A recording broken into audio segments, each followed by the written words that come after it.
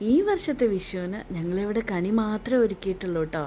കാരണം എന്താ, നിങ്ങൾക്കൊക്കെ അറിയാലോ, ഞങ്ങൾ ഡേസിക്കുട്ടിയുടെ കൂടെ ഊട്ടി മസനഗുഡി ട്രിപ്പിലായിരുന്നു. അങ്ങനെ കണിയൊക്കെ കണ്ട് അതെല്ലാം ഒതുക്കി വെച്ച് പെട്ടെന്ന് തന്നെ ഞങ്ങൾ ഇറങ്ങി കേട്ടോ.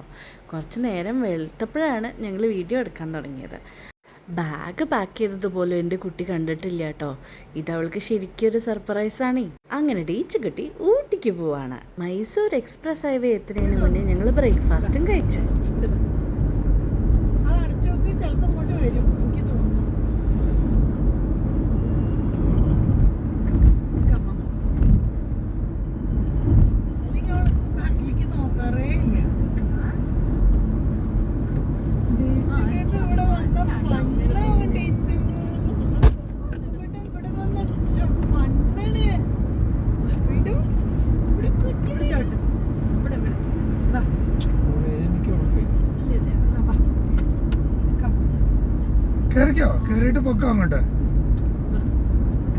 ഡേസൂട്ടി ഫുൾ ടൈം വിൻഡോ ഗ്ലാസ് താഴ്ത്തിയിരിക്കുന്നതുകൊണ്ട് ഞാൻ ആദ്യം ക്യാപ്പ് എടുത്തിട്ടു കേട്ടോ. നല്ല തണുത്ത കാറ്റുണ്ടായിരുന്നു. അവള് ബാക്കിലേക്ക് വരാറേ ഇല്ല. ഇന്നെന്തോ വന്നു, ആ ക്ലിപ്പ് മിസ്സായി. ഡേസൂട്ടി ഊട്ടിക്ക് ആദ്യമായിട്ടാട്ടോ. പക്ഷെ ബന്ദിപ്പൂര് ഫോറസ്റ്റിലൂടെയൊക്കെ ഞങ്ങൾ കോഴിക്കോട് പോയിട്ടുണ്ട്. മസനഗുഡി എത്തിയപ്പോൾ എന്തെങ്കിലും കഴിക്കാൻ വാങ്ങാൻ വേണ്ടി ഉണ്ണേട്ട് ഇറങ്ങിയതാട്ടോ. ഡേസി കുട്ടിക്ക് അച്ചച്ച ഇളനീര് വാങ്ങിച്ചു കൊടുത്തു കേട്ടോ. അത് കഴിക്കണ തിരക്കില്ല ഞങ്ങള്. ഞാൻ കുളിച്ചിട്ട് വരാം. ഇളനീര്. ഊട്ടിക്ക് പോകുമ്പോൾ നമ്മൾ ഇ പാസ് എടുത്തിട്ട് വേണം പോവാൻ. അത് കൂടാതെ തന്നെ 3-4 സ്ഥലത്ത് ചെക്കിംഗ് ഉണ്ടാവും. ഞങ്ങൾക്ക് 3 സ്ഥലത്ത് ഉണ്ടായിരുന്നു. പ്ലാസ്റ്റിക് ഉണ്ടോ വണ്ടിയിൽ എന്നാണ് അവർ മെയിനായിട്ട് ചോദിക്കുക. അങ്ങനെ ഞങ്ങൾ കല്ലട്ടി ചുരം കയറാൻ തുടങ്ങിട്ടോ. ചുരമൊക്കെ കയറുമ്പോൾ ഡേസിക്കുട്ടിയുടെ വയറ്റിൽ ബട്ടർഫ്ലൈസ് ഉണ്ടാവേ. അപ്പം ഞങ്ങൾ എന്തെങ്കിലും കുറിക്കാൻ കൊടുക്കും, അല്ലെങ്കിൽ അവളുടെ വയറൊഴിഞ്ഞു കൊടുക്കും. ഇത് രണ്ടുമാണ് നമ്മൾ ചെയ്യാറ്. ഉച്ചയായപ്പോൾ ഞങ്ങൾ ഊട്ടി എത്തി. അപ്പോഴേക്കും ഞങ്ങൾക്ക് എല്ലാവർക്കും വിശക്കാൻ തുടങ്ങിയിട്ടുണ്ടായിരുന്നു. അവിടെ കണ്ട ഒരു ഹോട്ടലിൽ നിന്ന് ഫുഡും കഴിച്ചു. ഫുഡ് അത്ര നല്ലതൊന്നായിരുന്നില്ല. ഡേസിക്കുട്ടിക്ക് കേർഡും റൈസും കൂടിയാണ് കൊടുത്തേട്ടാ. അപ്പോൾ ഇവിടെയാണ് ഞങ്ങൾ സ്റ്റേ ചെയ്യുന്നത്. ഓക്ലിൻ വില്ലാസ് എന്നാണ് കേട്ടോ ഇതിൻ്റെ പേര്. എവിടെ പോയാലും ഞങ്ങളുടെ ഫേവറേറ്റ് ടോയ് മുഖ്യം ബിഗിലേ. ഇത്രയും ട്രാവൽ ചെയ്ത ക്ഷീണത്തിൽ എൻ്റെ കുട്ടി വേഗം ബെഡിൽ കയറിയിട്ടാ. തണുക്കുണ്ട് തോന്നിയപ്പോൾ വേഗം പുതച്ചും കൊടുത്തു. എന്തായാലും ഇത്രയും ദൂരം ട്രാവൽ ചെയ്ത് വന്നതല്ലേ, അപ്പം ഞങ്ങൾ കുറച്ച് നേരമൊക്കെ റെസ്റ്റ് എടുത്ത് വൈകുന്നേരം പോണെങ്കിൽ എവിടെയെങ്കിലും പോവാമെന്ന് വിചാരിച്ചു. ഡേസൂട്ടി വന്നതിന് ശേഷം കൂടുതലും ഞങ്ങൾ സ്റ്റേ ബുക്ക് ചെയ്യുക എയർബിഎൻബി വഴിയാട്ടോ. അങ്ങനെയാ ഈ വില്ല കണ്ടുപിടിച്ചത്. ഇവിടെ ഒരു 4-5 റൂംസ് ഉണ്ട്. ഞങ്ങൾ മൊത്തത്തിൽ 3 റൂമാണ് ബുക്ക് ചെയ്തത്. പെറ്റ് ഫ്രണ്ട്ലി ആണ്. പെറ്റ്സിന് 1000 റുപ്പീസ് ചാർജും ഉണ്ട്. അന്ന് രാത്രി ഞങ്ങൾ എവിടെയും പോയില്ല. പിറ്റേ ദിവസം രാവിലെ ആയപ്പോൾ ഞങ്ങൾ കോത്തഗിരി വീട്ടിലേക്ക് പോവാമെന്ന് വിചാരിച്ചു. അങ്ങനെ ഇറങ്ങിയതാണ്. നല്ല ഭംഗിയുള്ള റോഡാട്ടോ. നല്ല ഭംഗിയുള്ള സ്ഥലങ്ങളും കാണാം. ഡേസൂട്ടിയുടെ കൂടെ പോകുമ്പോൾ ഓരോ 1 മണിക്കൂറിലും ഞങ്ങൾ വണ്ടി നിർത്തും. അവൾക്ക് സൂസു ഉണ്ടാവേ. ചിലപ്പോൾ അത് 2 മണിക്കൂറൊക്കെ ആവും കേട്ടോ. അതിനിടയിൽ ഞങ്ങൾ ദൊഡ്ഡപേട്ട വരെ പോവാൻ നോക്കി. പക്ഷെ തിരക്ക് കാരണം തിരിച്ചു വന്നു. പിന്നെ ഒരു 2-3 മണിക്കൂർ ഞങ്ങൾ കോത്തഗിരി വീട്ടിലായിരുന്നു കേട്ടോ. അവിടെ മുഴുവൻ ചുറ്റി നടന്ന് കണ്ടു.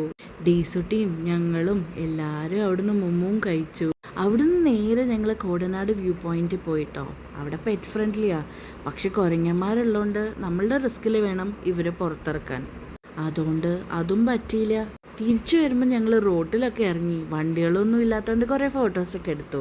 കുരങ്ങന്മാരില്ലാത്ത സ്ഥലം നോക്കിയിട്ട് വേണം കേട്ടോ ഇറങ്ങാൻ. കുരങ്ങന്മാർ മാത്രമല്ല, ഈ റൂട്ടിൽ ബൈസണും ഉണ്ട് കേട്ടോ. ഞങ്ങൾ കുറേ എണ്ണത്തിന് ഒരുമിച്ച് കണ്ടു, ഒരു 10-20 എണ്ണം. അപ്പോൾ സേഫായിട്ടുള്ള സ്ഥലങ്ങളിൽ മാത്രമേ ഉള്ളൂ ഞങ്ങൾ ഡേസിക്കുട്ടീനെ പുറത്തിറക്കിയത്. ഞങ്ങൾ പോയ സമയത്താണെങ്കിൽ വൈകുന്നേരം ആകുമ്പോഴേക്കും മഴയുണ്ടായിരുന്നു കേട്ടോ. അപ്പോൾ ഡേസിക്കുട്ടിക്ക് ഞങ്ങൾ സ്റ്റേ ചെയ്യണ അവിടെ പോലും പുറത്തിറങ്ങി കളിക്കാൻ പറ്റിയില്ല. അപ്പം ഞങ്ങൾ വിചാരിച്ചു ഒരു ദിവസം മസനഗുഡി സ്റ്റേ ചെയ്യാമെന്ന്. അങ്ങനെ അപ്പം തന്നെ ഒരു ഫ്രണ്ടിനെ വിളിച്ചിട്ട് സ്റ്റേയും ബുക്ക് ചെയ്തു. അങ്ങനെ പിറ്റേ ദിവസം രാവിലെ തന്നെ ഞങ്ങൾ മസനഗുഡിക്ക് പുറപ്പെട്ടു കേട്ടോ. പോണ വഴിയിൽ എന്തായാലും ലൗഡിയിലൂടെയാണ് പോണത്. ലൗഡിയിൽ റെയിൽവേ സ്റ്റേഷൻ്റെ ഭാഗത്ത് ഫോട്ടോസ് എടുക്കാൻ പറ്റിയ ഒരുപാട് സ്ഥലങ്ങളുണ്ട്. റെയിൽവേ സ്റ്റേഷൻ കഴിഞ്ഞ് നമ്മൾ കുറച്ചുകൂടെ മുന്നോട്ട് വരുമ്പോൾ വേറൊരു സ്ഥലം കൂടിയുണ്ട്. അവിടെയാണ് ഇപ്പോൾ ഈ കാണാൻ പോണത്. അവിടുന്ന് നമുക്ക് ഒരുപാട് ഫോട്ടോസ് എടുക്കാം കേട്ടോ. ഞങ്ങളും എടുത്തു കുറേ ഫോട്ടോസ്. ഇവിടെ നമുക്ക് മേലേക്കൊക്കെ കയറി പോവാട്ടോ, കുറച്ച് ദൂരം. അങ്ങനെ കയറിപ്പോയാൽ നല്ല ഫോട്ടോസും കിട്ടും. ഇത് പൈൻ ഫോറസ്റ്റിൻ്റെ ഭാഗമാണേ. നിറയെ ടൂറിസ്റ്റുകളാ. ഇപ്പോൾ വെക്കേഷനല്ലേ, അതിൻ്റേതായ തിരക്കും ഉണ്ട് കേട്ടോ.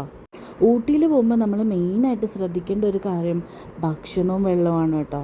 അത് ശ്രദ്ധിച്ചില്ലെങ്കിൽ നമുക്ക് പണി കിട്ടും. ഏത് റെസ്റ്റോറൻറ്റിൽ പോവുകയാണെങ്കിലും നമ്മൾ അതിൻ്റെ റിവ്യൂസൊക്കെ നോക്കിയിട്ട് പോയാൽ മതി. ഡേസൂട്ടിക്കുള്ള ഫുഡ് ഞങ്ങൾ എപ്പോഴും കുക്ക് ചെയ്യാണ് കേട്ടോ ചെയ്യുക. മസനഗുഡിയിൽ ഞങ്ങൾ സ്റ്റേ ചെയ്തത് ന്യൂ മൗണ്ടേനിയ റിസോർട്ടിലാണ് കേട്ടോ. വലിയ ലക്ഷറി റിസോർട്ടൊന്നുമല്ല, പക്ഷേ നല്ല നീറ്റാണ്, നല്ല സ്പേഷ്യസ് ആണ്.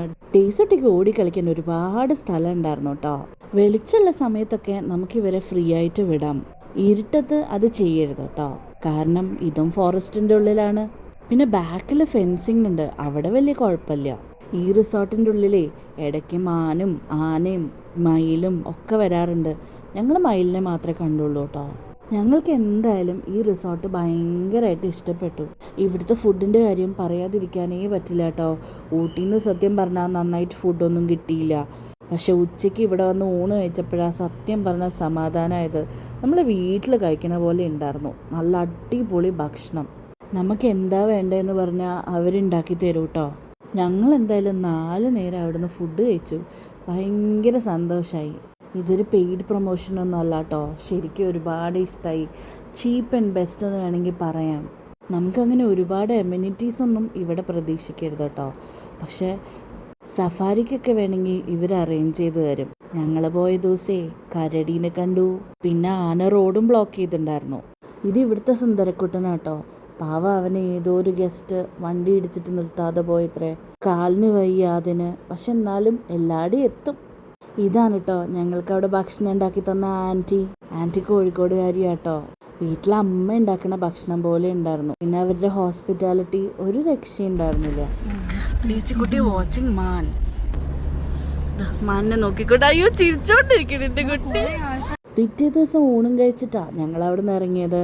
പോണ വഴി ഒരുപാട് മാനിനെയും ആനേനെയും മയിലിനെയും കാട്ടുപോത്തിനെയും ഒക്കെ കണ്ടു. ഡേസിക്കുട്ടി മസനഗുഡിയിൽ അടിച്ച് പൊളിച്ച് ക്ഷീണിച്ചു. ഡേസുട്ടി മാത്രമല്ല കേട്ടോ, ഞാനും. എനിക്കും പനി പിടിച്ചേ. അവിടുന്ന് ഇറങ്ങിയപ്പോഴേക്കും ഫുൾ ബോഡി പെയിനൊക്കെ ആയി. അതിനുശേഷം ഞങ്ങൾ എന്തായാലും പോണ വഴി ഗോപാൽസ്വാമി ബെട്ട ഒന്ന് പോവാന്ന് വിചാരിച്ചു. നിങ്ങൾക്കറിയില്ലേ സൂര്യകാന്തി പൂവ്? അവിടെ പാടം കണ്ടിട്ടില്ലേ? റീൽസിലൊക്കെ ഒരുപാട് കണ്ടിട്ടുണ്ടാവും അല്ലേ? ഞങ്ങൾ എന്തായാലും അവിടെ കൂടി ഒന്ന് പോവാന്ന് വിചാരിച്ചു. പക്ഷേ അതും മിസ്സായി, കാണാൻ പറ്റിയില്ല.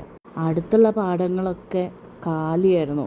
പിന്നെ കാണണമെങ്കിൽ ദൂരെ പോകണം. അപ്പം ഞങ്ങൾ വേണ്ട വെച്ചിട്ട് അവിടുന്ന് കുറേ ഫോട്ടോസൊക്കെ എടുത്ത് വീണ്ടും ബാംഗ്ലൂർക്ക് തിരിച്ചു. ഇത് കഴിഞ്ഞ് വീഡിയോ ഒന്നും എടുക്കാനുള്ള ശേഷി ഉണ്ടായിരുന്നില്ല. അപ്പം അത്രേ ഉള്ളൂ. ടാറ്റാ.